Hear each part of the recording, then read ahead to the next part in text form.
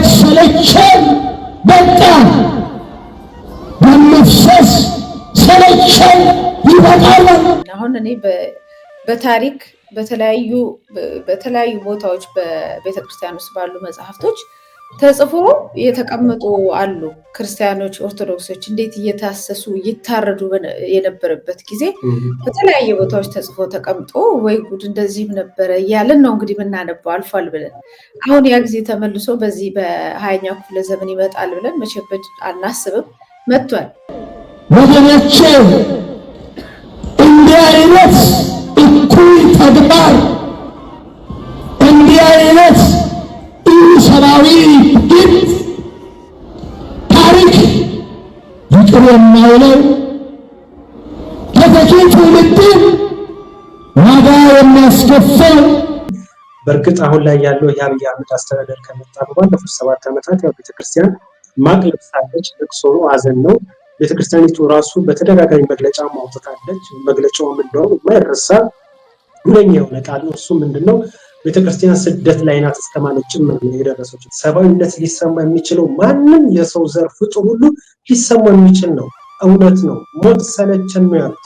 በኢትዮጵያ ኦርቶዶክስ እምነት አማኝ ተከታይ ነው በባለፉት 6 ዓመታት ያስገድላል፣ ያሰድዳል። የ4 ዓመት ሕፃን ልጅ ቋንጃውን እግሩን በጥይት ሁሉ አስመትቶ እግር እስከ ማስቆረጥ ደረጃ ደርሷል። ትላንትና የኦሮሚያ ሕዝብ ተበድሏል። የኢትዮጵያ ኦርቶዶክስ ተዋሕዶ ቤተክርስቲያን በድለዋለች። በቋንቋው እንዲቀደስ አልተደረገም። ጥቅም ተነክቶበታል። የቁልቢ ገብርኤል ገንዘብ ለኦሮሚያ ክልል ነው መሄድ ያለበት እያሉ ገንዘብንና ስልጣንን ፈልገው ሲያሻክቱ የነበሩት ዋነኛ በማህበረሰብ ጸብ ዘር ውስጥ ተደብቀው ሲጮሁና ቤተክርስቲያን ሲከፍሉ የነበሩት ዛሬ ኢትዮጵያ ኦርቶዶክስ ተዋሕዶ ቤተክርስቲያን የተዋሕዶ ልጆች ኦሮሞዎች ሲገደሉ ግን የሉም። አየህ፣ ራሳቸውን ያጋለጡ የሉም። ስልጣን የፈለጉ ስልጣኑን አግኝተዋል። በግድያው ላይ ተባባሪ ናቸው። ምክንያቱም ድምፃቸው አይሰማም። ጭራሽ ከመንግስት ጋር እንተባበር ዝም በሉ የሚል ነገር ነው እየወጣ ያለ። እኔ 666 የሚባለውን አውሬ እያየሁት ነው። ሕፃን ሲበላ አየዋለሁ።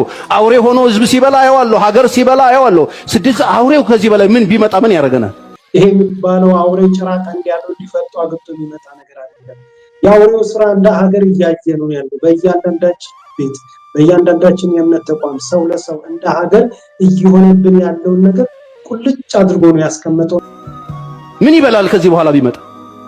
እያየነው እንደ ጫት እንደዚህ ሀገር እየቀነጠፉ እየበሉ ነው ያሉት። ሌላ አውሬ ጅራታም እሳት የሚተፋ ዳይኖሰር እየፈለጋችሁ ከሆነ ተሸውዳችኋል። ይሄው ነው፣ ተመሳሳይ ምስክርነት ነው። እንግዲህ ሁለት የክርስትና ተቋማት ውስጥ የሚታወቁ ታላላቅ መምህራን ተመሳሳይ ነገር ነው የተናገሩት። ምንም አንድ አይነት ነው። ሞቱንም ግድያውንም ሁሉንም በአደባባይ ምስክርነት የሰጡበት ነው። እንግዲህ የለም ብለህ ከዚህ በኋላ ኢትዮጵያ የበረከት ምድር ሆናለች። ዳመና ላይ ያለ ነው። እንደዚህም አልፎላት ሚራክልስ ተአምራዊ በሆነ ሂደት ኢትዮጵያ ከዓለም አንደኛ ነች ምናምን ብለው የሚያጃጅሉን ሰዎች ማን እንደሆኑ ምን እንደሆኑ ከዘመኑ ጋራ በመጽሐፍ ተጽፎላቸው እየመጡ እነሱ እንደሆኑና ሪያሊቲውና እውነቱ ግን ይሄ እንደሆነ መሬት ላይ ያለው ተመሳሳይ ምስክርነት ነው። እዚህ ላይ የምታዩቸው ያው ጥቂቶቹ ናቸው የምናውቃቸው ባልደረቦቻችን ነጎበዚ ሲሳይን፣ ሌሎቹንም ሁሉንም እነ ዳዊት በጋሻው፣ እነ መስከረም አበራ በጣም ጥሩ አቅም ያላቸው ልጆች ብዙ ናቸው። የነቃ አይምሮ ስላላቸው የተሻለ ነገር ያስፈልጋል ብለው ጥያቄ ሲጠይቁ አይ ይሄ የድንቁርና ዘመን ስለሆነ እናንተ አትመጡንም ተብለው እስር ቤት ውስጥ የገቡ ናቸው። በእነዚህ የማንነትና የፖለቲካ እስረኞች ላይ የእድሜ ልክ የሞት ቅጣት ለማስቀጣት ያደረገው ሸፍጥ በራሱ እዛው ባሉት በፖለቲካና በሕሊና እስረኞች ጥያቄ ቀረበ። ለጥያቄው መልስ መስጠት አቃቤ ሕግም አልቻለም፣ ፍርድ ቤትም አልቻለም። ነገሩ ደግሞ ይበልጥ አሳዛኝ የሚያደርገው ምንድነው? አቃቤ ሕግ ለማስፈረድ ነው እዛ የመጣው። እዛ 3 የተቀመጡ ታዮች ፍርድ ቤቱ ግራና ቀኝ አይተው ከእግዚአብሔር በታች ከፈጣሪ በታች ካላ በታች ዳኝነትን ሊሰጡ ነው። ግን የሆነው ነገር ምንድነው? ማስረጃው ይቅረብና እስኪሚስ አይ ሚስጥራዊነት የተጠበቀ ነው ልንገልጽላችሁ ልናሳያችሁ አንችልም ነው ያለው ፍርድ ቤቱ ራሱ ይታይሽ። ይሄን ጊዜ ነው እንዴት ይሆናል ብለው ጥያቄ በሚጠይቁበት ሰዓት ትክክልም ተገቢም የህግ ጥያቄም ጭምር ነው። ምክንያቱም ፖለቲካና የሕሊና እስረኞች የፍትህ የርትዕ የህግ ጥያቄ አንስተው ነበር። በአቃቤ ሕግና በችሎቱ እንዲሁም በችሎቱ አስከባሪዎች በኩል ሲሰጥ የነበረው ምላሽ ግን በቃ ፍትህን የመደፍጠት እነዚህ በማንነትን መሰረት ባደረገ የታሰሩ የፖለቲካና የህሊና እስረኞች ላይ ፍርደ ገምድል የሆነ ውሳኔ ለማሰጠት ከባድ ጥረት ሲደረግ ነበር። እነኚህ የፖለቲካና የህሊና እስረኞች ህግን መሰረት አድርገው ተሟግተዋል። ከምንም በላይ ደግሞ ከጎናቸው ያሉት ህግን ሙያን መሰረት ያደረገና ያደረገ ብቻ አድርጎ የሚንቀሳቀሱ ጠበቆች ደግሞ ባደረጉት እጅግ ከፍተኛ ክርክር ምክንያት ቀጠሮ ለህዳር 26 ዳግም ተሰጥቷል። ከጎንደር ጎርጎራ ለመሄድ ጎንደሬዎች በወታደር ተጠብቀው እንዴት ልማት ሊሰራ ይችላል? አገዛዙ በራሱ በቃ ጦርነት ከሌለው ሀገር እየመራው የማይመስለው መሪ አሁን ላይ ወጥቶ ሰው እንዴት በወታደር እየተጠበቀ ስራ ይሰራል፣ ልማትን ይሰራል? ይሄ መሆን የለበትም አይነት ንግግር ነው ያደረገው። አሁን እነሱ በጀመሩት ክፍፍል፣ እነሱ በጀመሩት ጦርነት እምቢኝ ብሎ ጫካ የገባ አለ፣ እሺ ብሎ ቤተመንግስት ላይ ከነሱ ጋር የሚሰራ አለ። ስለዚህ እሺ ብሎ ከነሱ ጋር የሚሰራው ነው ታጅቦ የሚሄደው፣ ሌላው አይደለም። ሌላው እንደ ልቡ ነው የሚመላለሰው።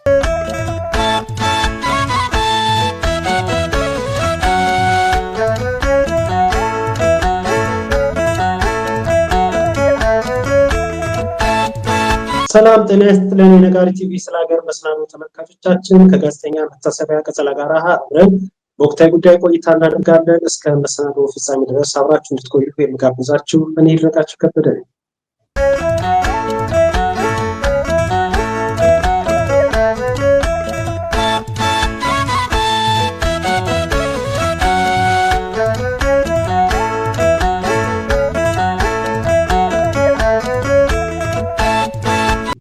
ጤና ይስጥልን ጋዜጠኛ መታሰቢያ ቀጸላ እንኳን ደህና መጣሽ። ጤና ይስጥልኝ ነቃቸው፣ እንኳን ደህና ቆየኝ። ትንሽ ተጠፋፍተን ነበረ። እውነት ነው። እንዲህ ነገሮችን አመቻችተን እንዲሁ ለአድማጭ ለተመልካቾችን ሀሳቦችን እና ትንታኔዎችን እያጋራ እንሄዳለን። እንግዲህ ዛሬም በተወሰኑ ርዕሰ ጉዳዮች ላይ አብረን ቆይታ እናደርጋለን። በቅድሚያ እንደ ሀገር ከፍተኛ ሀዘን ውስጥ ነን ያለነው። ከሰሞኑ በተደጋጋሚ በእርግጥ አሁን ላይ ያለው የአብይ አህመድ አስተዳደር ከመጣ ባለፉት 7 ዓመታት ያው ቤተክርስቲያን ማቅ ለብሳለች። ለቅሶ ነው፣ ሀዘን ነው። ቤተክርስቲያኒቱ ራሱ በተደጋጋሚ መግለጫ ማውጣታለች። መግለጫውም እንደውም የማይረሳ ሁነኛ የሆነ ቃል ነው። እሱ ምንድነው? ቤተክርስቲያን ስደት ላይ ናት እስከማለት ጭምር ነው የደረሰችው። ቤተክርስቲያኒቱ ራሱ በሰጠችው መግለጫ ቤተክርስቲያን እንደ ችቦ እንደ ጧፍ እየነደዱ ነው፣ ምዕመናን እንደ በግ እየታረዱ ነው። ይሄ ነገር የወትሮ ዜና፣ የሁል ጊዜም ለቅሶ፣ የሁል ጊዜም አቤቱታ ጭምር ነው የሆነው። በባለፈው ሳምንት ከ15 እስከ 16 የሚገኙ ምዕመናን በአርሲ ሀገረ ስብከት በአሰቃቂ ሁኔታ ተገደሉ።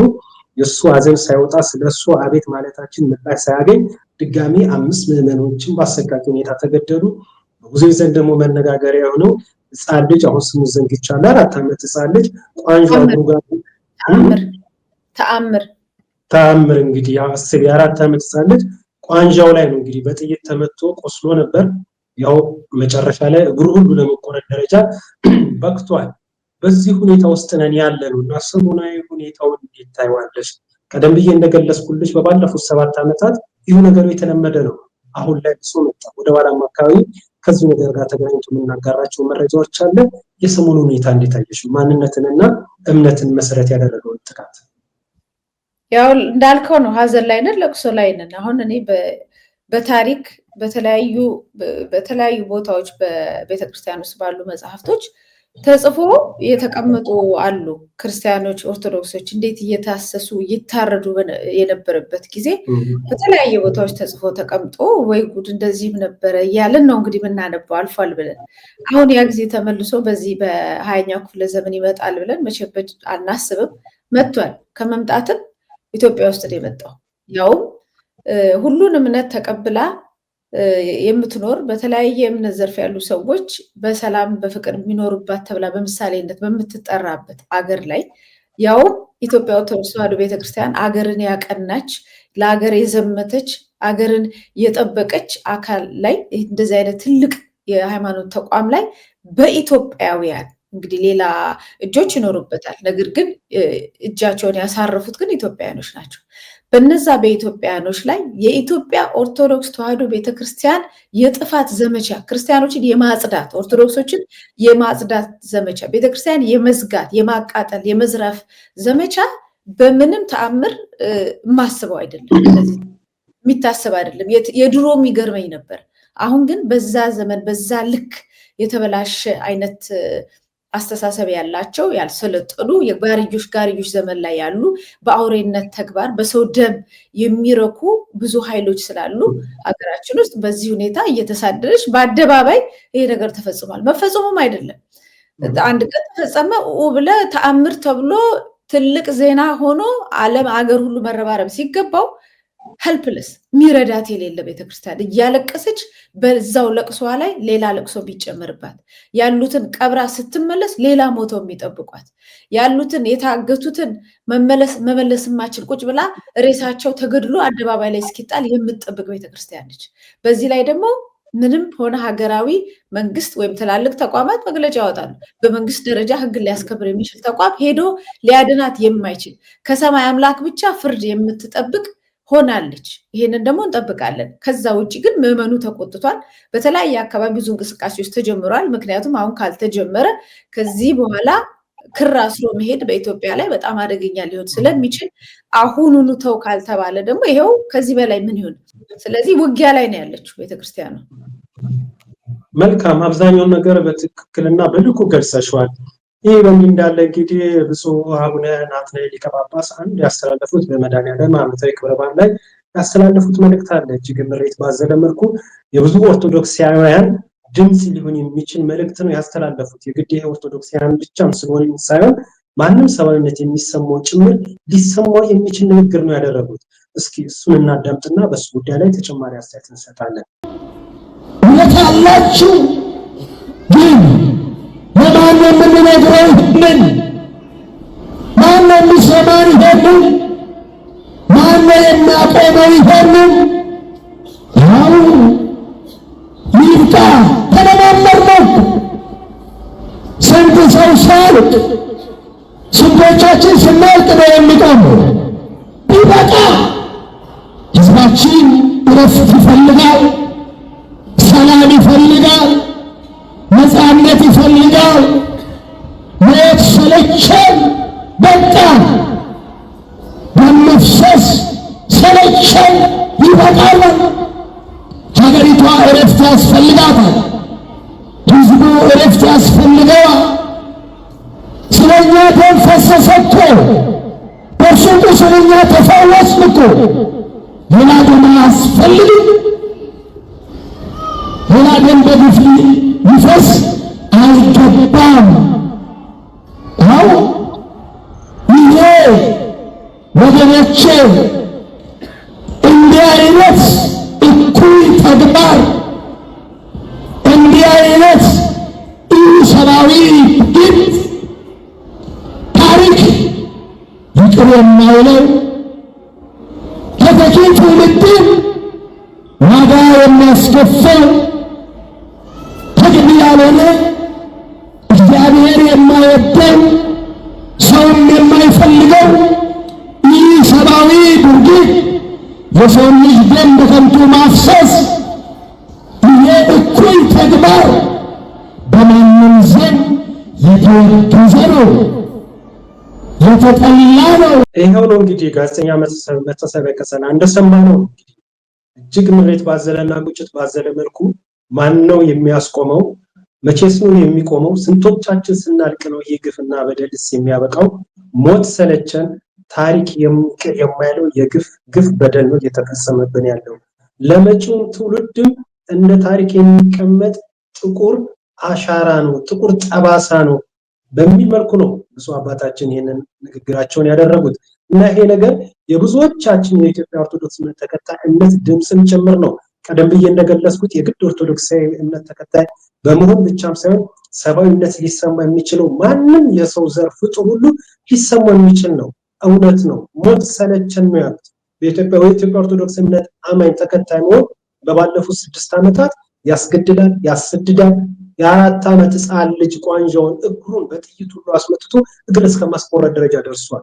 ይሄ እንደማሳያ የቀረበ ቪዲዮ ሆነ እንጂ በየቤቱ በየአካባቢው ግፍና በደላቸው ያልተገለጸላቸው ምዕመናን አሉ። የግድ ደግሞ ይሄ ነገር ገራሚ ነገር ደግሞ እምነትን ብቻም ሳይሆን ማንነትንም ጭምር መሰረት ያደረገ ነው። አማራዊ ማንነትንም ጭምር ታርጌት መሰረት የሚያደርገ ጭምር ነው በደልና ግፍ እየደረሰ ያለው። እንዲሁም ደግሞ ኦርቶዶክስ እስከሆኑ ድረስ ኦሮሞም ቢሆኑ ጉራጌም ቢሆን ወላይታም ቢሆን ከዚህ አይነቱ ጭፍጨፋና በደል ሊያመልጥ አልቻለም።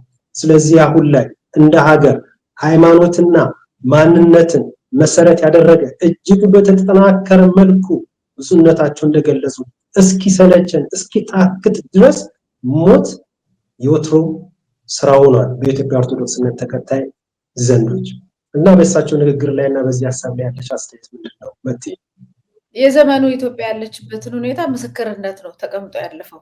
ድሮ አንድ አባት ወይም አንድ እናት ወይም አንድ ጳጳስ ወይም አንድ ትልቅ ሰው ይሄን ተናግረው ነበር ተብሎ መጽሐፍ ይቀመጣል አይደል? አሁን ዝም ስላሉ ዝም ያላሉም አሉ። በዚህ አጋጣሚ በሌላ እምነትም በምንም ተቋማት ውስጥ ሆነው ይሄን ነገር ያወገዙ ሰዎች ሰውነታቸውን ያስመሰከሩት ሰው ናቸው። ለነገ ምስክርነት ነው። አቡነ ናትናኤል ግን ጳጳስ ናቸው። ትልቅ ማዕረግ ያላቸው ትልቅ መምህር ናቸው። ትልቅ ሃይማኖት አባት ናቸው። መሪ ናቸው። 3 ታቦት ከኋላቸው አቁመው ምዕመናኑ በሞላበት ቤተክርስቲያን ኢትዮጵያ ያለችበትን ሁኔታ የኢትዮጵያ ኦርቶዶክስ ተዋሕዶ ቤተክርስቲያን ያለችበትን ሁኔታ ያለምንም ውሸት በአደባባይ እውነቱን የመሰከሩበት ታሪካዊ መዝገብ ነው የተደረገው። አሁን ምንም አልሆኑም። ጽንፈኞች ናቸው። በህዝብ ላይ ጸብ እንዲመጣ ነው የሚፈልጉት ምናምን የሚሉ ብዙ ነገሮች አሉ። አቡነ ናትናኤል ኦሮሞ ናቸው እኮ አይደል? በኦሮሞኛ ሲዘምሩ ሲቀድሱ ሁሉ እናውቃለን እኮ። ይሄ የቋንቋ ጉዳይ አይደለም። ይሄ አንደኛው መንፈሳዊ ውጊያ ነው። ሁለተኛው ኢትዮጵያዊነትን መንፈስ ያላቸውን ከተቋማት አጥፍቶ ኢትዮጵያን የማፍረስ ውጊያ ነው። ስለዚህ ይህንን ውጊያ አድበስብሰ ጭራሽ የሚጠይቁትን ሰዎች ጽንፈኛ ሀገር ለማፍረስ ምናምን እያልክ ዋና አፍራሾቹን በብብት ይዘህ የህዝብን የማህበረሰብን ደህንነት ተቋማትን ሳትጠብቅ በአደባባይ እየወጡ የሚናገሩት እነሱ ናቸው አፍራሾች። ምናልባት ይጻፋል እኮ ይመስላችኋል፣ ይጻፋል። ግን አንተ ያልከው ነገር አለ በጣም እሳቸውም የተናገሩት ይሄ በጣም መጥፎ ታሪክ ነው። አሻራ፣ ጥቁር አሻራ። አሁን ነገሮች እንደዚህ መሆናቸውን ብቻ አኔ ነገሮች ከዚህ በኋላ ሊያመጡት የሚችሉት ነገር ነው ማሰብ ያለብን። ነገ ምንም በዚህ ጉዳይ ላይ የማያገባው አካል ሁሉ እዚህ ውስጥ ነገ ብዙ ነገር ሊደርስበት ይችላል። እንደዚህ አይደረግም። መጀመሪያውኑ ወንጀልን መከላከል፣ ወንጀለኛን ለፍርድ ማቅረብ ሲገባ ወንጀለኛን ደብቆ እንደ ልቡ ጥፋት እንዲያጠፋ ካረጉ በኋላ በወንጀሉና በመጣበት መከራ ወደ ሌላ ነገር የሚሄድ ማህበረሰብ፣ ወደ ቁጣ፣ ወደ ታሪክ መጻፍ፣ ወደ ብዙ ነገር የሚሄድ ማህበረሰብ ቢነሳ መልሰን ልትሰድበው ማፍ የለም፣ ልትናገረው ማፍ የለም። መጀመሪያ ነው ማስተካከል። አሁን ነው እድሉም ያለው አሁን ነው። አሁን መሄደው ወንጀለኛ ነጥሎ መያዝ ነው፣ ምንም ነገር ውስጥ ሳይደበቅ። ስትደብቀው ግን አንተ ውስጥ ሲደብቅ ሁሉንም ይዞ ነው የሚሄደው። መንግስት ደብቆታል። ስለዚህ መንግስት በዚህ ወንጀል ተጠያቂ። የብልጽግና መንግስት፣ የኦሮሚያ ክልል መንግስት፣ የአካባቢው አስተዳደሮች ጠቅላላ በዚህ ወንጀል ተጠቂዎች ናቸው። ሌላ ቡድንም ካለ በምንም ነገር ተደራጅቶ በዚህ ጉዳይ ላይ የተሳተፈው ቡድን ደግሞ ተጣርቶ አንድ ላይ ነው። እዛ ውስጥ ያለ አሁን ለጨዋነትም በሰላምም ለመኖር እዛ ቡድን ውስጥ ያለ ሊኖር ይችላል፣ ግን ተጠያቂ ነው። ለምን? ምንም ነገር ስላላደረገ በዚህ ጉዳይ ላይ ጥፋቱ ላይ ተጨማሪ አሴት ሆኖ ስለመጣ ከጥፋቱ ውጪ ነገሮች እንዲስተካከሉ ራሱን ስላላዳን፣ ይሄ ራስን የማዳን ሂደት ነው። እኔ እናንተ ዛሬ የምናደርገው በዚህ አጋጣሚ ራስን የማዳን ነገር ነው። ኢትዮጵያ በእኛ ትግል በእኛ ጩኸት ሊያልፍላትም ላያልፍላትም ይችላል።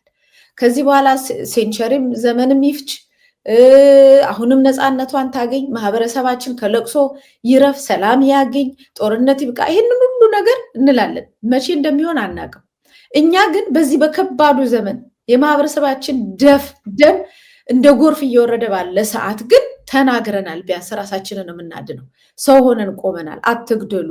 የኢትዮጵያን የህዝባችን ደም እየፈሰሰ ነው። የኦርቶዶክስ ደም እየፈሰሰ ነው። አማራ ተለይቶ እየተገደለ ነው። ኦሮሞም ቢሆን እየተገደለ ነው። የሚገደሉትን ሁሉ እየጠራን ወንጀል ነው ብለን በሰውነት ምስክርነት ከዚህ በፊት ሁሌ ምን እንደምለው ለሰማይም ለምድርም ለህዝብም ለታሪክም ለፈጠረን አምላክም እንደዚህ ብለን በዚህ ምንችለውን አድርገናል ብለን ነው የምናልፈው። አሁን አቡነ ናትናኤልም ይህንን ያደረጉት ሃይማኖተኛ ናቸው፣ ጳጳስ ናቸው፣ መነኩሴ ናቸው። ስልጣን ብለው ነው፣ ዱላ ብለው ነው፣ ምን ብለው ነው? መኖር ፈልገው ነው? ኦልሬዲ ሞቶ ተገንዘው ነው ምንኩስና የሚያገኙት።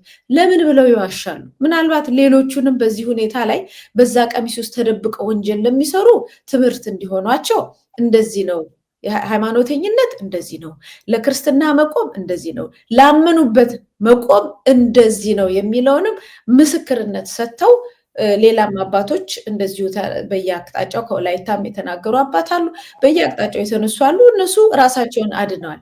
በራሳቸውን በማዳናቸው ሂደት ግን አላማቸው እሱ ባይሆኑም እንኳን በዘመኑ ግን ለእውነት ቆመዋል፣ ለትውልድ መማሪያ ይሆናሉ።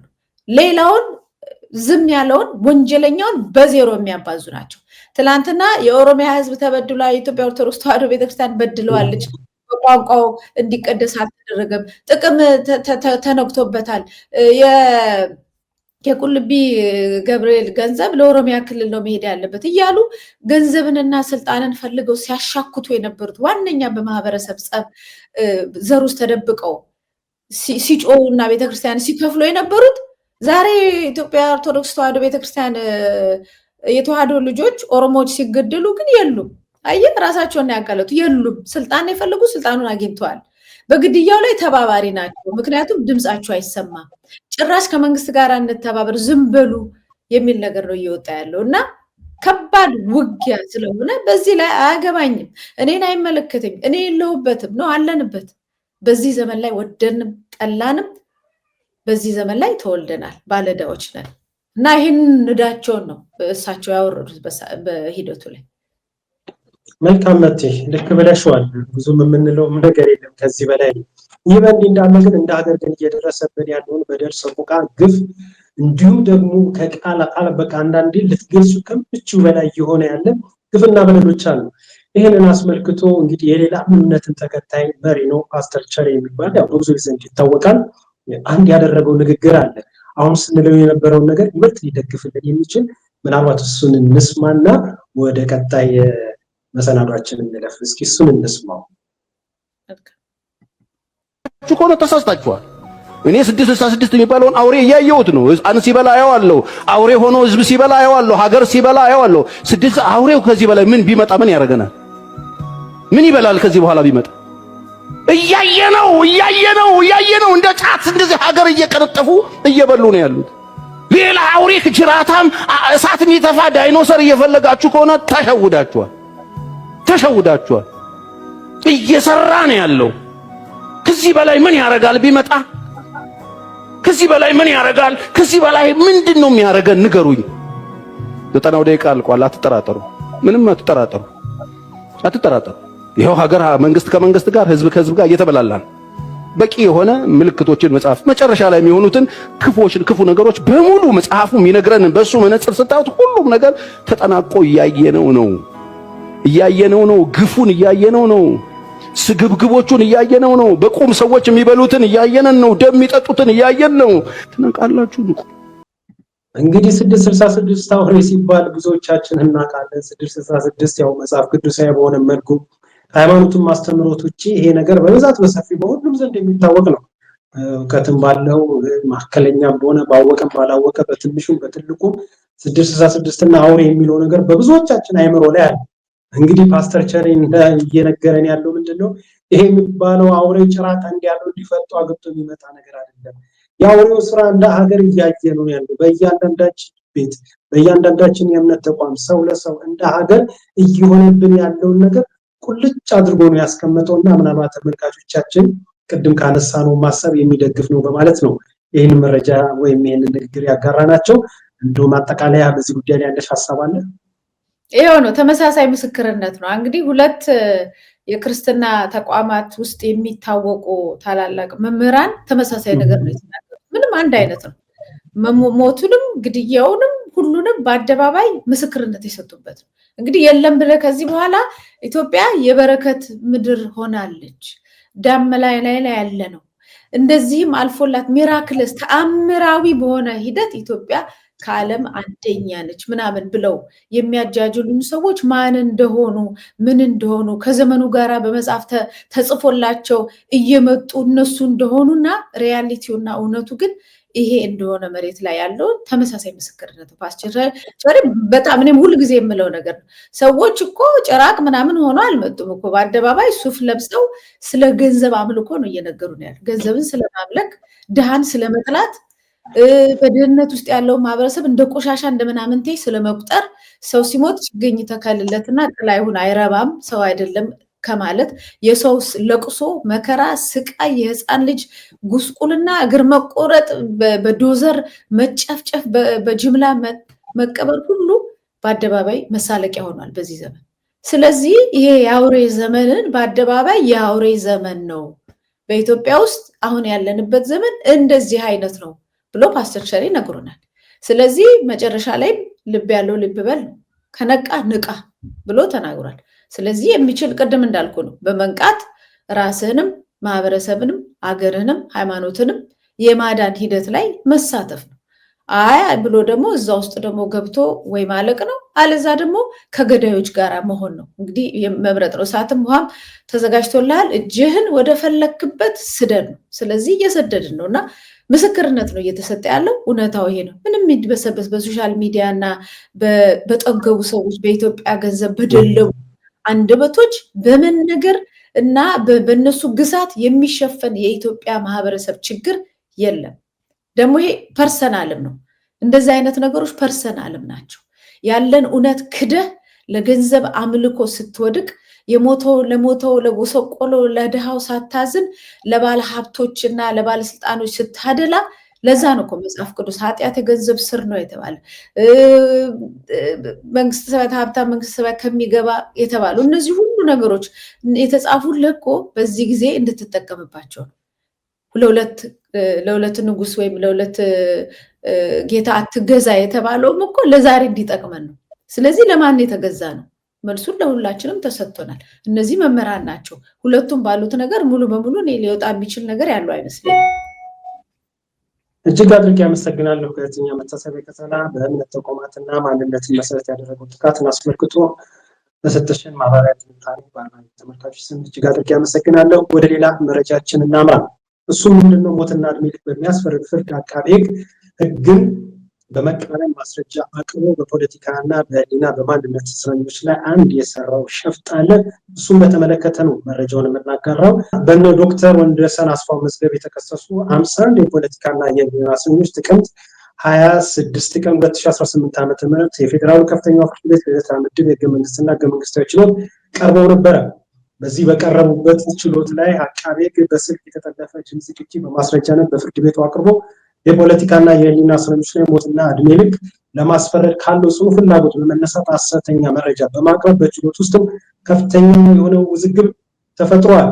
አቃቤ ሕግ በስልክ የተጠለፈውን የድምፅ ቅጂ ከዚህ ቀደም ጥቅምት 14 ቀን 2018 ዓ.ም ለፍርድ ቤት አቅርቦ በማስረጃነት እንዲያዝለት ያቀረበውን ጥያቄ የተከሳሽ ጠበቆች አቃቤ ሕግ በስልክ የተጠለፈ የድምፅ ቅጂ በምን አግባብ ነው ጠለፋውን ለማከናወን የሚያስችል የፍርድ ቤት ትዕዛዝ አለ ወይ በማለት ጥያቄ ያቀረቡ ሲሆን አቃቤ ሕግ በሰጠው ምላሽ ከሁለት ዓመት በፊት የፍርድ ቤቱን ትዕዛዝ አውጥቼ ነው ጠለፋውን ያደረኩት በማለት ምላሽ በመስጠቱ ጠለፋ የተደረገበት መዝገብ እንዲቀርብና በተደጋጋሚ ጊዜ ቢቀጠርም መዝገቡ ጠፍቷል በሚል ምላሽ ከፍርድ ቤቱ ሬጅስትራርና መዝገብ ቤት ተገልጿል። ይህ ከሆነ በኋላ አቃቤ ከፍርድ ቤት አመራሮች ጋር በመነጋገር የጠፋውን መዝገብ በህገወጥ መንገድ እንዲደራጅ ካስደረገ በኋላ መዝገቡ ጠፍቷል ከተባለ ከሁለት ዓመት ከ9 ወር በኋላ እንደ አዲስ ተደራጅቶ በማቅረብ በችሎት ውስጥ በተከሳሾች በኩል ከፍተኛ ውዝግብ ተቀስቅሷል። ይህም በመሆኑ ችሎቱ ቀጣይ ቀጠሮ በኋላ አመራሮች ጋር በመነጋገር በፕላዝማ እንዲሆን ይደረጋል በማለት ችሎቱን ለመበተን የሞከረ ቢሆንም በተከሳሽና በጠበቆች መካከል በቀረበው ማስረጃ ላይ አስተያየት እንስጥ በሚል ችሎቱ ቢጠየቅም የቀረበው ማስረጃ ሚስጥር በመሆኑ አንሰጥም የሚል ምላሽ ፍርድ ቤቱ ሰጥቷል። የተከሳሽ ጠበቆች ደንበኞቻቸው ሞትና ዕድሜ ልክ በሚያስፈርድ ፍርድ ተከሰው ክርክር እያደረጉ ነው። የስልክ ጠለፋ ለማድረግ የፍርድ ቤት ትዕዛዝ ያስፈልጋል። ፍርድ ቤትም ትዕዛዝ ውጪ የተደረገ የስልክ ጠለፋ ከህግ አግባብ ውጪ በመሆኑ ተከሳሾች ሊጠየቁበት አይገባም። አቃቤ ሕግ እንዲያቀርብ የተጠየቀው የፍርድ ቤት ትዕዛዝ ለመሸሸግ ፈልጎ በእኛ በኩል የምናቀርበው መከራከሪያ የሚደግፍ ስለሆነ ነው መዝገቡ እንዳይቀርብ እየተደረገ ያለው በማለት ለፍርድ ቤቱ ምላሽ ሰጥቷል።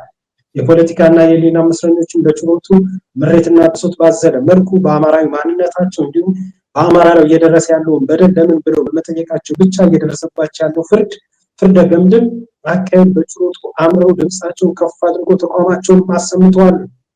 በዚህ ምክንያት ችሎቱ በፍትህ ጠያቂዎች የፖለቲካና የህሊና እስረኞችና ፍትህን በሚደፈጥጡ መካከል ከፍተኛ የሆነ አለመግባባት ተፈጥሯል።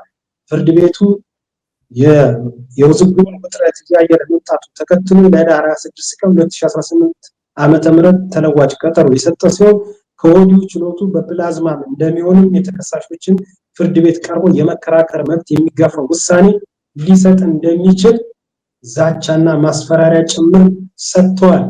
ናመቲ ይሄንን ይመስላል እንግዲህ በህሊናና በፖለቲካ እስረኞች ላይ ፍርደ ገምድል በሆነ መልኩ አብዛኛውን ነገር በዚህ በጽሁፍ በንባብ የቀረበው ነው የችሎቱ ውሎ የሚመስለው። በዚህ ጉዳይ ላይ ሀሳብሽን ስጭና የምንሰጠው ተጨማሪ መረጃም ካለ እሱን ለማጋራት ዝግጁ ነኝ። በኔ በኩል እዚህ ላይ የምታዩቸው ያው ጥቂቶቹ ናቸው የምናውቃቸው ባልደረቦቻችን ጎበዜ ሲሳይን ሌሎቹንም ሁሉንም እነ ዳዊት በጋሻው እነ መስከረም አበራ በጣም ጥሩ አቅም ያላቸው ልጆች ብዙ ናቸው። ከነዚህም በላይ ደግሞ እስር ቤት ውስጥ ያሉት እንደምታውቁት ብዙዎቹ መምህራን፣ ዶክተሮች፣ ፕሮፌሰሮች፣ የፓርላማ አባላት፣ ምሁራን አገሪቷን በተወሰነ ደረጃ ሊያገለግሉ ሊረዱ የሚችሉ የነቃ አእምሮ ስላላቸው የተሻለ ነገር ያስፈልጋል ብለው ጥያቄ ሲጠይቁ አይ ይሄ የድንቁርና ዘመን ስለሆነ እናንተ አትመጡንም ተብለው እስር ቤት ውስጥ የገቡ ናቸው። እነዚህ ሁሉ እውቀት ያላቸው ሰዎች እየማቀቁ ነው ያሉት። በቃ አሁን በጣም የማዝነው ደግሞ እኛ በየጊዜው በፖለቲካ ባለስልጣናት የሚጠፉ ነፍሶች፣ የሚጎዱ ነፍሶች፣ የሚከስሩ ጊዜያቶች፣ አይምሮች በጣም ያሳዝናሉ። ከዚህ በፊት ከደርግ ጀምሮ እያሰብክ ብትመጣ ምሁራን ናቸው ሲጨፈጨፉ የኖሩት፣ በአደባባይ ሲረሸኑ የነበሩት። ከዛ በወያኔ ጊዜ በስነስርዓቱ እውቀት ያላቸው ሰዎች እየታደኑ እንዲጠፉ ነው የተደረጉት። መሀይማን እንደውም ጠቅላይ ሚኒስትር ነበረው በወቅቱ መለስ ዜናዊ እኛ ሀሳባችንን የሚሸከምልን እንስሳም ቢሆን የሚሸከምልን የእኛን አይዲዮሎጂ የሚያራምድ ነው የምንፈልገው እንጂ ያው የሚጠይቅ አይደለም ተብሏል። በዛ የተነሳ ብዙ አዋቂዎች በእስር ቤት እነ ፕሮፌሰር አስራትን ጨምረ ሌሎችንም ማንሳት ትችላለህ። በስደት በእስር ቤት በተመሳሳይ መከራ በግድያ በቤታቸው እያሉ በመግደል ምን በማለት ኢትዮጵያ የተማሩ ሰዎችን እንድታጣ የተደረገበት ሁኔታ አለ። አሁን ደግሞ ከዛ እንደምንም ተርፎ ደግሞ እዚህ የቀረውን ደግሞ አሁን ደግሞ ተለቃቅሞ እስር ቤት ገባ። ባሹን ተስፋ ቆርጦ ተሰደደ። የተወሰነው ደግሞ ባንዳ ሆኖ ካለው መንግስት ጋር የቻልኩትን ተጠቅሜ እዚሁ እኖራለሁ ብሎ የሚቀመጥም አለ። አይ እዚህ ውስጥ ሆኜ ከዚህ መንግስት ጋር ሳልጣላም ስራዬን እሰራለሁም የሚል አለ። እኔ አሁን ያለኝ ጥያቄ እሱ ላይ አይደለም። እኔ በፖለቲካ ልዩነት ምክንያት አይምሯቸው ብቁ ስለሆነ ጥያቄ ስላነሱ ሀገር እንደዚህ አትመራም ብለው ድንቁርናን ስለተዋጉ የሚጠፉ ነፍሶች ግን በጣም ለኢትዮጵያ ኪሳራ ናቸው። ነገን ስናስብ ስንትና ስንት እንደሆኑ አንተ ከአንተ በላይ አላቅም። አንተ በጣም ብዙ መረጃዎችን እንደምታውቀው ነው። እዛም እያለ የምትሰራበት የነበረ ነው። እኔም አንተ እንደምናውቃቸው በጣም ብዙ ኢትዮጵያውያን በተለይ በጣም ብዙ አማሮች ጥያቄ የጠየቁ ሁላ እውቀት ያላቸው እውቀት የሌለው እስር ቤት ያለ አይመስለኝም። እውቀት የሌለው ስልጣን ላይ ነው ያለው በአብዛኛው በድዴው ወይም ካድሬ ነው ምናምን። እውቀት ያለው እስር ቤት ነው። በተለይ እውቀት ኖሮ ጥያቄ ጠየቅ አይደለም ያለ አስቸግሮት አይምሮ አልቀበል ብሎት ውጊያ የጀመረ እንደዚህ መሆን የለበትም ያለ የመከረ የተነዛነዘ ይሄ እንደዚህ መሆን የለበትም ብሎ በየጊዜው ጫና የሚያሳድር ጠቅላላ እስር ቤት ነው ያለው እንደሚታወቀው። ወይንም ተስፋ ቆርጧል ወይንም ወጥቷል። ስለዚህ ኢትዮጵያን ከምሁራን ነፃ የማውጣት ቅን አይምሮ ካላቸው ነፃ የማውጣት መጨረሻ ላይ በመሀይማንና በጨካኞች እጅ ብቻ ላይ እንድትወድቅ ማድረግ። እንደዚህ እንዴት ሆነች ውሸት ነው እንዳትለኝ፣ ይሄው ፍርድ ቤቱን ተመልከት። ያደረገው ፍርድ ቤት ምንድን ነው ያደረገው? የህግ ስርዓቱ ምን ላይ ነው ያለው? የመጨረሻ የድንቁርናና የጭካኔ ዘመን ላይ ራሱ የህግ ተቋሙ የፍትህ ተቋሙ ከደረሰ ሌላው ለምን አውራ አይሆንም እንዴ? ፍትህ የምታገኝበት ቦታ እኮ ነው። በተቃራኒ ፍትህን ጨቋኛው ነው።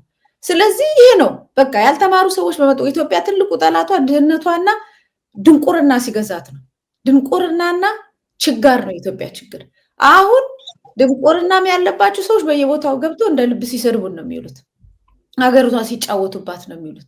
ቬት እየነዱ ለሰው ጠግቧል ምንድነው የምትሉት ምናምን የሚሉን ናቸው። እነሱ ያገሱ ሌላው ረሃብተኛው እንደ ቆሻሻ የሚያዩት ናቸው ያሉት። እንደገና ደግሞ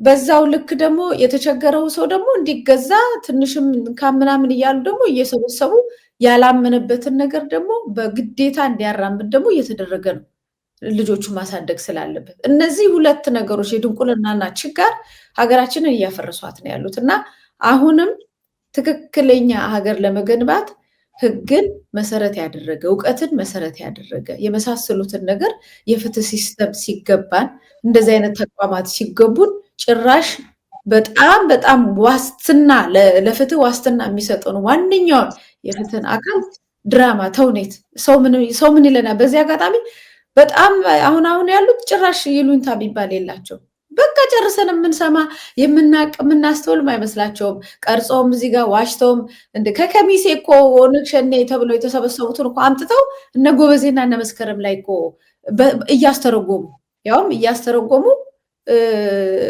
ምስክርነት የሚያሰጡ እኮ ናቸው። እንዴት ይህን ቻሉበት ስትል ይፈቅድላቸዋል አይምሯቸው። አንድም ጨካኝ ነው፣ አንድም መሀይም ስለሆነ ምንም አያመጣም። ሰው ምን ሊያስብ እንደሚችል ራሱ አያስቡም፣ አያውቁትም። እና ይሄ በጣም አደገኛ ነገር ነው። እና እኔ በዚህ አጋጣሚ በየእስር ቤቱ በየቦታው ላይ ታግተው በየአቅጣጫው ያሉ ምሁራን በየጊዜው ከዓይናችን ስር መጥፋታቸው ለነገ ብዙ ዋጋ ስለሚያስከፍል ድምፅ ማሰማት አለብን። ነገ ጉዳቱ ለኛው ነው የሚለውን ሀሳብ ነው ለመስጠት ወደ እጅግ አድርጌ አመሰግናለሁ። ብዙ ነገሩ ያው ቀደም ሲል በዜና መልኩ ቀርቧል። በእስር ቤት በህግና በፖለቲካ እስረኞች በተለይ አማራዊ ማንነት ያላቸው እነዚህ 51 ተከሳሾች ይሁኑ እንጂ በዚህ መዝገብ በእነ ዶክተር ወንደሰን መዝገብ የቀረቡት 51 ተከሳሾች ይሁኑ እንጂ ሌሎችም በተለያየ መዝገብ በተደራጀ መልኩ በግፍ እየተሰቃዩ ያሉ አማራዊ ማንነት ያላቸው አማራው ለምን ይበደላል ይጨቆናል ሀሳብ ናቸው። አብዛኞቹ የፖለቲካ አመራር ናቸው፣ ጋዜጠኞች ናቸው፣ አክቲቪስቶች ናቸው። በሙያቸው ደግሞ በተለያየ መስክም እያገለገሉ የሚገኙ ናቸው።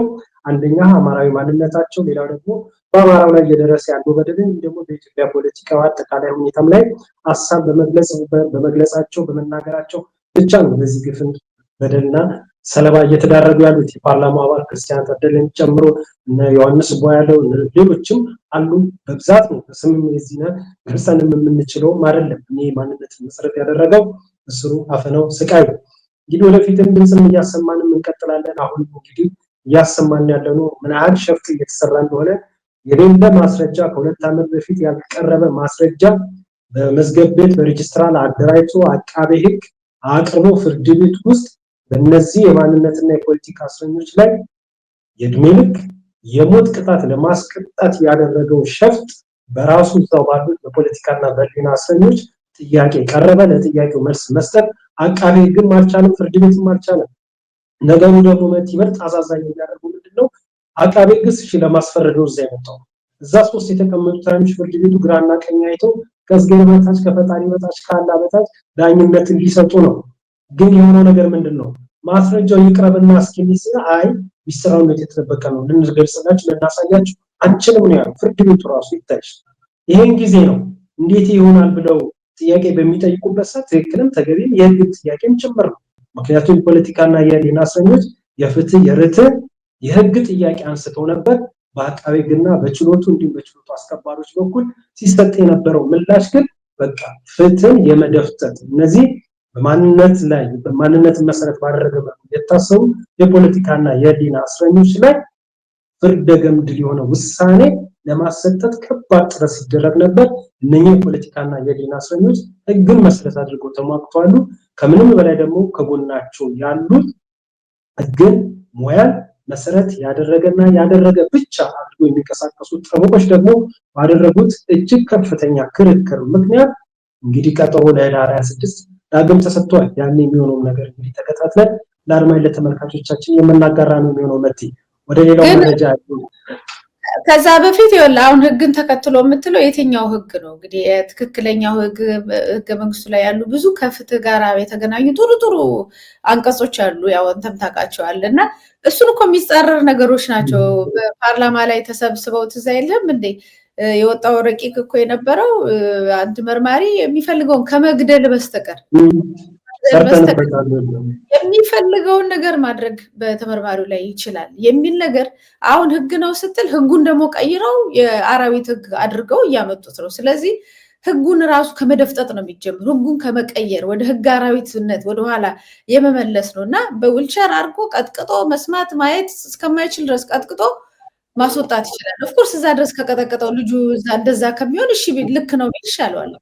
ያ ማለት በጉልበት እሺ ማሰኘት ማለት ነው። በጉልበት እነሱ የሚፈልጉትን ማድረግ ፍጹም መሀይማዊ አምባገነናዊ ተግባርን ለመፈጸም በአደባባይ በተወካዮች ምክር ቤት ረቂቅ ሆኖ ያለምንም ሀፍረት ተነግሮናል አደባባይ ላይ። ስለዚህ ይሄ አዲስ አይደለም። ይሄ ስልክ መቅረጽ ምናምንማ ከዛ በላይ ነው። ከዛ በላይ ብዙ የተንቦራቀቀ መብት ነው የተሰጣቸው እና የዛን ጊዜ የፍትህ ሲስተሙን ደግሞ ተኮ ታውቃለህ። እውነት ነው መርቴ፣ ልክ ብለሻል። ነፍሳቸውን ይማርና ፕሮፌሰር መስፍን ወልደማርያም እኮ ህገ መንግስቱ ህግ አራዊት ነው የተጻፈበትን ወረቀት ያህል ዋጋ አያወጣም ሲሉ አሁን አንቺ ቅድም ያልሽውን ነገር እኮ ነው የሚያመላክተው። ህጉማ ህግ ነው ተጽፏል፣ ግን የተጻፈበትን የወረቀቱን ያህል ዋጋ አላወጣበትም። በአደባባይ አይታ ነቅሳ አላየን። እንግዲህ በባለፉት 6 ዓመታት ቀድሞ በነበረው በህወሓት መራሹ ማገዛዝ ስርዓት በተለይ በፖለቲካ በማንነት ጉዳይ ላይ በሚካሄዱ የፍትህ ስርዓት ላይ ያው ገልብጭ አለ ለአደባባይ ሀቅ የሆነ ለአዋቂው ለማንም በሚታይ መልኩ ህግ ተደፍጥጦ ነው ያለው እና ያልሽውን ሐሳብ የሚደገፍና እኔም የማምንበት ጭምር ነው። መቲ መልካም ወደ ሌላው መረጃችን እንግዲህ ከሰሞኑ ያው ሌላው ደግሞ እጅግ እንደ ሀገር አሳዛኝ የሆነ ነገር ከጦርነት እየወጣን አይደለም ያለ ነው። በእርግጥ አሁን እንደ ሀገር እየመራ ያለው ብልጽግና እንዲህ በብልጽግናው መሪ ጦረኛ እንደሆነ እንግዲህ ብዙ አስረጅ የሆኑ ነገሮችን ከዚህ ቀደም ያው ስናቀርብ ትንታኔ ማሳብ ስንሰጥ ነበር። አሁንም ከጦርነት አዙሪት ውስጥም እየወጣንም አይመስልም። ከዚህ በፊት አስታውሰሽ እንደሆነ በተለይ በአፋር ክልል በነጌታቸው ረዳ በነጻድቃን የሚመራ ደግሞ አብይ አህመድ ቀጥተኛ የሆነ አብይ አህመድ መንግስትን ቀጥተኛ የሆነ ድጋፍ የሚደረግለት ህወሓትን የሚቃወም የትግራይ ታጣቂ ኃይሎች በዛ አካባቢ እንዳሉ ደጋግመን ስንናገር ነበረ። ይሄ ነገር በአንድ ሀገረ ግዛት ውስጥ ትግራይን ክልል ላይ ያለው የህወሓት ኃይሎችን ሊዋጋ የሚችል አፋር ክልል ውስጥ በመንግስት የሚደገፍ ታጣቂ እንዴት ይኖራል ብለን ህገ መንግስታዊም አጠቃላይ የሆነ ጥያቄዎችን አንስተን ነበር። ከምዕራብ አንስተን ስንነጋገር ነበር። ይህስ ነገር ወዴት ያመራል እያልን ሀሳብ ስንሰጥ ነበር። ይህ ውሎ አድሮ ባለፉት 2 ቀናት ውስጥ በአፋር አካባቢ የሆነውን ነገር አይተናል። እሱን ደግሞ በተመለከተ ዛሬ ማምሻውን ቢቢሲ አንድ ይዞት የወጣ መረጃ አለ። እሱን አጋራሽና በዚህ ጉዳይ ላይ አጠር ያለ ትንታኔና ማብራሪያሽን ስጨናለሽ። እሱ ምንድነው? ህወሓት ዓርብ ማምሻውን ባወጣው የትግራይ ክልል አፋር ክልል ጋር በሚዋሰንበት አካባቢ በተፈጸመ ድሮን ጥቃት የደረሰ ጉዳት አለ ሲል ነው የገለጸ ያለው ቢቢሲ። ይህም የድሮን ጥቃት በአካባቢ በነበሩ የትግራይ ሰራዊት አባላት ላይ ጉዳት አድርሷል ያለው መግለጫ ይህ የድሮን ድብደባ የፕሪቶሪያ ስምምነትን ሙሉ በሙሉ የጣሰና የከፋ አደጋ ውስጥን የከተተ ነው ብለዋል። አንድ ስማቸው እንዳይገለጽ የተጠየቁት የህወሓት ከፍተኛ ወታደራዊ ባለስልጣን ለቢቢሲ እንደተናገሩት በሰው አልባ አውሮፕላን ጥቃት የተፈጸመው ከሌሊቱ 9 ሰዓት አካባቢ ነው። ባለስልጣኑ ጥቃት የተፈጸመበት በትግራይና አፋር ክልል አዋሳኝ አካባቢ በሚገኝ ሚልካ በሚባል ወታደራዊ ካምፕ ላይ መሆኑን ጭምርም ተናግረዋል። የዜናው አተታ ቢቢሲ ላይ በሰፊው ይገኛል። እንግዲህ ከሰሞኑ ያው ቀደም ብዬም እንደገለጽኩት ይሄ በአፋር በትግራይ በአማራ በተለያዩ አካባቢዎች ላይ መንግስት መሪ ሆኑና መንግስት ወዶና ፈቅዶ እየመራው ያለው ጦርነት አለ። እሱም አልበቃ ብሎ ከጎረቤት ሀገር ከኤርትራ ጋር አሰብን እናስመልሳለን በሚል የጦርነት ነጋሪ በሰፊው እየተነገረ ነው ያለው። ይህንን ጉዳይ በተመለከተስ ምን አስተያየት አለሽ? ያው ከዚህ ቀደም ዜናውን እዚህ ላይ እንዳየው ነው እንግዲህ ሰራዊት አለ።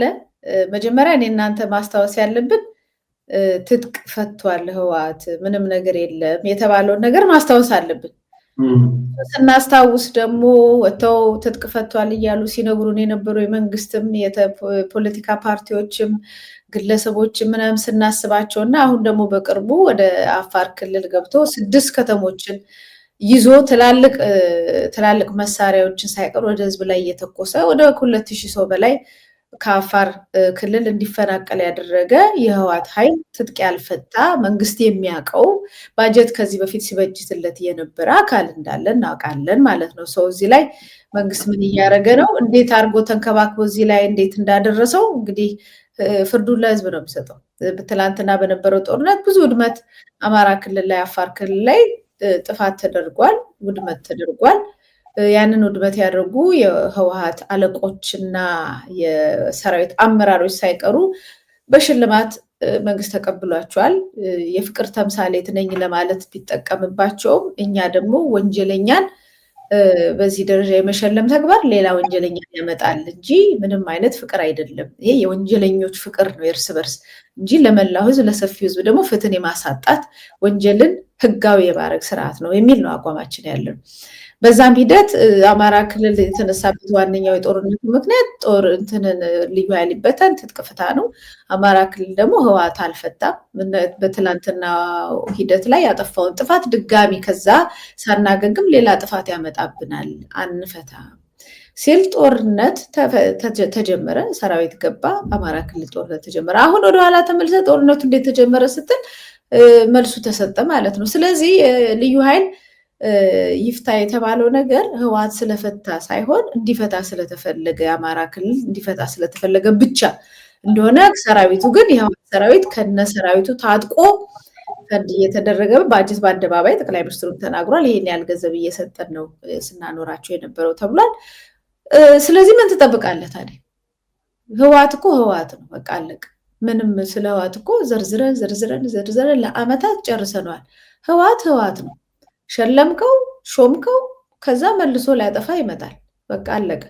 ኦፍኮርስ የአሁኑ ጦርነቱ ከብልጽግና ጋር ነው ክሊርሊ። ነገር ግን አፋር ክልል ገብቶ ጥፋት ማድረስን እኔ እንዴት እንደምናየው አላውቅም። ለምንድነው ህዝቡ ሁሉ ጊዜ ዋጋ የሚከፍለው? እነሱ በተጣሉ ቁጥር፣ እነሱ ነገሮችን መፍታት ባልቻሉ ቁጥር ለምንድን ነው ባለስልጣናቱ ከላይ በሚያደርጉት ግብግብ እና የኤጎ ክርክር ለምንድን ነው ህዝቡ ዋጋ የሚከፍለው የሚለውን ጥያቄ የሚመልስ እስካሁን የለም። በለው ሲባል አብሮ ግር በለው እኛም ብለናል በለው። ምክንያቱም ባለፈው ሰሜን እዝ ተቀጠቀጠ፣ ከዛ ድረስ ደግሞ እስከ ደብረ ሲና ድረስ ተመቶ ብዙ ህዝብ ሲወድም አይተናል ባይናችን። ወድሟል፣ ተጨፍጭፏል፣ ተደፍሯል፣ ተገሏል። እሱን እንቃወም ነበር። ህወሓት ደግሞ ህወሓት ነው። አሁን ህወሓት ላይ ያለኝ አቋም የማይቀየር ነው። ቤተመንግስት ከብልጽግና እስከገባው ጭምር ማለት ነው። በዚህ ላይ ደግሞ ቤተመንግስት ውስጥ ያለው ብልጽግናም ህወሓት ነው። አንድ አይነት ናቸው። በቃ የስልጣን ሽሚያ ላይ ነው ያሉት። በስልጣን ሽሚያ ምስኪን ህዝብ እያለቀ ነው። አሁን የአፋር ህዝብ ተነስቶ እንዲዋጋ ይፈለጋል። የአፋር ህዝብ ትናንትና ከወደመበት ውድመትም ራሱ አላገገመም። ጦርነቱን ያመጣው የአፋር ህዝብ አይደለም።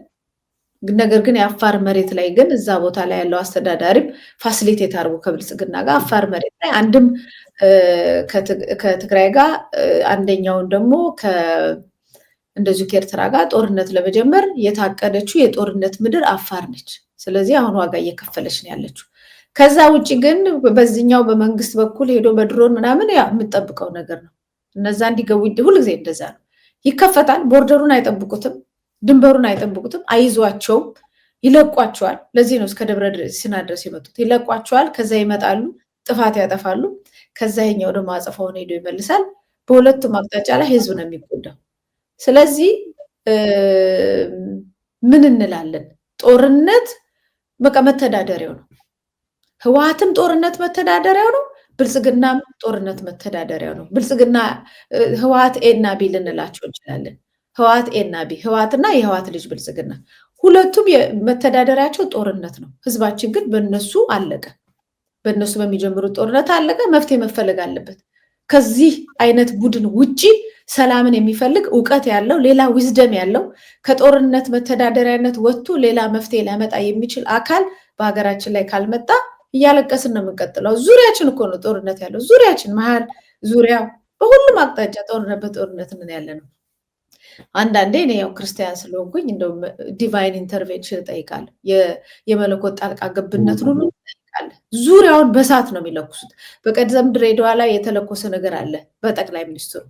በሁሉም አቅጣጫ እሳት እንዲነሳ ስለሚፈለግ ማህበረሰቡ አያገባኝም ብሎ ቁጭ ከሚል አዋቂ ነን የሚሉትም መምህራን ነን የሚሉት የኢትዮጵያ ግድ የሚላቸው መፍትሄ መፈለጊያ ጊዜው አሁን ነው። ሳይረፍድ ማለት ነው። መልካም ልክ ብለሻል። እንግዲህ ይሄ ጦረኛ የሆነና ጦረኛው መንግስት እንግዲህ ቅድም አብዛኛውን ነገር ገልጸሻል። ከዚህ በፊት በተደጋጋሚ ስንገልጸው ነበር። ዛሬ ወደ ጎንደር አካባቢ ለአንድ ፋሲለደስ እዛ ያለውን ምረቃ ሄዶ ነበርና በዛ ቦታ ላይ ያደረገው ነገር አለ። ቀደም ብለሽ አንቺ እንዳልሽው መተዳደሪያው ጦረኛ የሆነ መንግስት፣ ሁሌ ጦር ሰባቂ የሆነ መንግስት በሀገር ውስጥ አብይ አህመድ ከመጣ ጀምሮ በተለያየ አካባቢ መንግስት መር የሆኑ ጦርነቶች እየተካሄደ ነው ያለው። አሁንም እኛም እየተነጋገርን ባለንበት ወቅት እንደ ሀገር ጦርነት ላይ ነን ያለነው። የሀገር ውስጥ ጦርነት አልበቃ ብሎ ራሱ ከጎረቤት ጋር ሊካሄድ የሚፈለግ ጦርነት ስለመኖሩ ጀነራሎቹ ወጥቶ የሚናገሯቸው አደባባይ ንግግሮች ምስክሮች ናቸው። እንግዲህ ጦረኛውና የጦር መንግስት መሪ የሆነው ደግሞ ወጥቶስ በአደባባዩ ላይ ምን አለ የሚል አለ። እሱን ቪዲዮ አይተን የዛሬውን መሰናዶችን የምናጠናቅቅበት ይሁን። እስኪ እሱን ቪዲዮ እንመልከት። ከጎንደር ጎርጎራ ለመሄድ ጎንደሬዎች በወታደር ተጠብቀው እንዴት ልማት ሊሰራ ይችላል?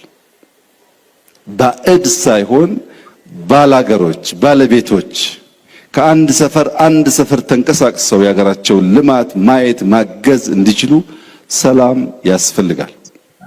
እዚህ አካባቢ የወጡ ወንድሞቻችን ጊዜ ባያባክኑ፣ ጊዜ ማባከን አያስፈልግም። ተመልሶ በትብብር በአንድነት ሀገር ማልማት መስራት ያስፈልጋል። እንግዲህ ጦረኛ የሆነ መንግስት በወታደር ሰው ተጠብቆ እንዴትስ ልማት መስራት ይቻላል? ጎንደሮች ንቁ ሲል ነው እንግዲህ በአደባባይ ንግግር ያደረገው። ምስል እንግዲህ እንደተናገር ነው አገዛዙ በራሱ በቃ ጦርነት ከሌለው ሀገር እየመራው ነው የማይመስለው መሪ አሁን ላይ ወጥቶ ሰው እንዴት በወታደር እየተጠበቀ ስራ ይሰራል፣ ልማትን ይሰራል? ይሄ መሆን የለበትም አይነት ንግግር ነው ያደረገው። መጠየቅ ካለበት ግን እዚህ ደረጃ ልንደርስ የቻልነው በምንድን ነው? በምንስ ምክንያት ነው? አሁን ምን ይላል? ከአንድ ሰፈር ወደ ሌላው ሰፈር ለመሄድ እኮ ወታደር እየተጠበቀ ነው ያለው። ይሄ ለምን ይሆናል እያለ ነው ያለው። ይሄ እንዲሆን የሚያደረገው የእሱ አገዛዝና እሱ ፈቅዶ ወዶ እያደረገ ያለው እንቅስቃሴ ስለመሆኑ እንዴትስ ጥያቄ ውስጥ ሲያስገባ ይሄንን በአደባባይ ላይ ሊናገር ቻለ የሚል የኔ የግል ሐሳብ ያለኝ በዚህ ጉዳይ ላይ እና ቀደም ብለን ባነሳናቸው ሐሳቦች ላይ አጠቃላይውን አስተያየትሽን እንድትሰጪ ነው። መክቲ አመሰግናለሁ። ያው እያንዳንዷ የምትወጣው ነገር መርዝ ነች። እንደምታውቀው እዛ ፓርላማ ውስጥ ሲደረግ የነበረው በወልቃይት ላይ የተነሱትን ንግግሮች ታስታውሳለህ። ስለዚህ አሁን ወልቃይት አካባቢ እንቅስቃሴዎች ማድረግ ይፈልጋሉ፣ እያዘጋጁት ነው ያሉት። ስለዚህ ጎንደር መሄድ ተፈልጓል። ጎንደር ደግሞ ለመሄድ በወልቃይት አካባቢ ህዝቡ እንደገና ሆ ብለው እንዲዋጋላቸው ለማድረግ ደግሞ ያው ፋኖ ደግሞ አለ ከመንግስት ጋር የሚዋጋ። ስለዚህ አብሮ በመንግስት በምንም መልኩ በመንግስት መዋቅር ውስጥ ገብቶ እንደማይዋጋ ስለሚያውቅ ጎንደርን መክፈል አለበት። አሁን ጎንደሬ ሆኖ ባላገር ሆኖ እዚሁ ጎርጉራ ለመሄድ አሁን ልማቱን ያስቆማችሁ የራሱ ጎንደሬው እዛ ያለው ፋኖ ስለሆነ ጊዜ ሳታጠፉ ነው የሚለው። ጊዜ ሳታጠፉ ምቱት ነው፣ ሌላ ምንም ጽፎ የለውም። ጊዜ ሳታጠፉ ምቱት ነው። እነሱ ነው ጎንደሬው በሰራዊት ታጅባችሁ የምትሄዱት። በብዛት አመራሩ ነው ታጅቦ የሚሄደው፣ ሌላው ማንም የሚያጅበው የለም። ስለዚህ ነቅታችሁ ጊዜ ሳታጠፉ ምቱትና እንደ ልባችሁ ትንቀሳቀሳላችሁ፣ ከዛ ልማት እንሰራላችኋለን። ኖ አይደለም፣ ዋናው ነገር እሱ አይደለም። ይሄ ምቱት ወርቁ ነው። እንደገና ሌላ ወርቅ ደግሞ ሌላ አይነት ነገር ከጎንደሮች እንፈልጋለን፣ ከኛ ጋር እንዲቆሙ እንፈልጋለን። ባለፈው አፋር ተሄደው አፋር ላይ ትልቅ ስብሰባ ለምን ተደረገ? ጌታቸው ረዳ ሌሎቹ ምናምን ትላልቆቹ ሄደው እኮ አፋር ላይ ስብሰባ ሲያደርጉ ከዛ መግለጫ ሲሰጡ የነበሩት እኮ ይኸውልህ ገብተው ወጡ፣ አዘጋጁ ወጡት። ህወሓት አፋር ላይ ገባ አይደል? አሁን ጎንደር ላይ ገቡ። በዚህ በኩል በወልቃይት ላይ ደግሞ እንቅስቃሴ አለ። ስለዚህ ያንን ለማመቻቸት ለጦርነት ፈርታይን ለማድረግ ሊኮተኩቱት ለጦርነት እንደገና ገቡ። አሁን ያለው አልበቃ ብሎ ማለት ነው። ጎንደሬ ሆኖ ምን ያስፈልጋል? በዛ ደረጃ ጎንደሬ ሆኖ ታጅቦ እንዴት ይሄዳል? ግን በጣም ግልጽ ነገር አንደኛ ጎንደሬ ሆኖ ከነጥፋታቸው በህወሓት ጊዜ በወያኔ ጊዜ ከነጥፋታቸው ጎንደሬ ሆነ በጎንደር ጎርጎራ ወይም ሌላ ቦታ ላይ ታጅቦ የሚሄድ ነበር እንዴ? እንደ ልቡ አይደለም እንዴ ባለስልጣን የሚዘዋወር የነበረው? ማህበረሰቡ ምንም እንደ ልቡ አልነበረም። አሁን እነሱ ትጥቅ ፍቱ ብለው ሰራዊቱን እዛ አካባቢ ላይ አማራ ክልል ሄደው አዝንበውበት ጦርነት ሰው እምቢ ብሎ ጫካ እስኪገባ ድረስ ታጅቦ ነበር እንደሚሄደው አይደለም ሄደን አይተነዋል አይደል? አንተም አይተዋል እኔም አይቼዋለሁ። ሁላችንም ታጅቧል ነበር የሚኬደው። አሁን እነሱ በጀመሩት ክፍፍል እነሱ በጀመሩት ጦርነት እምቢኝ ብሎ ጫካ የገባ አለ፣ እሺ ብሎ ቤተመንግስት ላይ ከነሱ ጋር የሚሰራ አለ። ስለዚህ እሺ ብሎ ከነሱ ጋር የሚሰራው ነው ታጅቦ የሚሄደው፣ ሌላው አይደለም። ሌላው እንደ ልቡ ነው የሚመላለሰው። ስለዚህ እዛ ላይ ሄዶ የካባ ፖለቲካ አደረገ። ከዛ በእርስ በርስ እዛ ጎንደር ውስጥ ባለው ማህበረሰብ ላይ ለመከፋፈል እሳት ለማንደድ ጊዜ ሳትፈጁ በሏቸው ምናምን አለ። ግን አይሆንም፣ መርዝ ነው ተተክሎ የወጣው እና ወርቁ ብዙ ነው። ማህበረሰቡ ይነቃል ብዬ ተስፋ አደርጋለሁ። መቼም ስልጣኑን የሚፈልግ ምንም ነገር ያደርጋል። ዋናው ነገር ግን አካባቢውን ለጦርነት እያዘጋጀው እንደሆነ ግልጽ የሆነ ማስረጃ ነው። 7 ዓመት ሙሉ አየን ይሄን ነው እየተደረገ። መልካም ነው። እዛ ቪዲዮ ላይም ወደ መጨረሻ አካባቢ የሆነ ነገር እኛ በአማራ ክልል ውስጥ ምንም ሚና የለን በተጋባዥነት ውስጥ ፈቅዶ የምንመጣው ሁሉም ነገር በራሳችን የሚሆነው ብሎ አሳልፎ የሰጠው ነገር አለ። ግን አይመስልም። ነው ቅድም ስትይ እንደነበረ ነው በውክልና ጦርነቱ በውክልና እርስ በርስ አድማ በታኝ ማን ነው? ሚሊሻ ማን ነው? እዛው እርስ በርስ ተጫርሶ አይደል እንዲያልቅ የሚፈልገው? እሱ እኮ ቅድም እኮ ጥሩ አድርገሽ ገለጽሽ። እሱ ሊደግፍ እኮ ነው ሀሳቡን ያመጣውልሽ። እዛ ላይ እንደዚህ ብሏል፣ ራሳችሁ ናችሁ ማንም ጣልቃ አይገባም ይላል። በዚህ በንግግሩ ላይ ግን እንዳየነው ከሆነ እኮ መንበሪያ ጭምር እየሰጠ ነው ያለው። ወንደሮች ምን ትጠብቃላችሁ? ቅድም ጥሩ አድርገሽ ገልጻችኋል። ከዚህ የምትንቀሳቀሱ እኮ ያላስቻሏቸው ኃይሎች አሉ። ይሄን ነገር አንድ በሉ ነው እንግዲህ ወርቁ ብለሽ 1 2 ብለሽ በዝርዝር ቅድም ያስቀመጥሽዋል። ከዚህ በላይ ትእዛዝ፣ ከዚህ በላይ ጣልቃ ገብነት ምን አለ? ይሄ በአደባባይ ባደረገው ንግግሩ ነው ጣልቃ ገብነቱን ለማሳየት የሞከር ነው።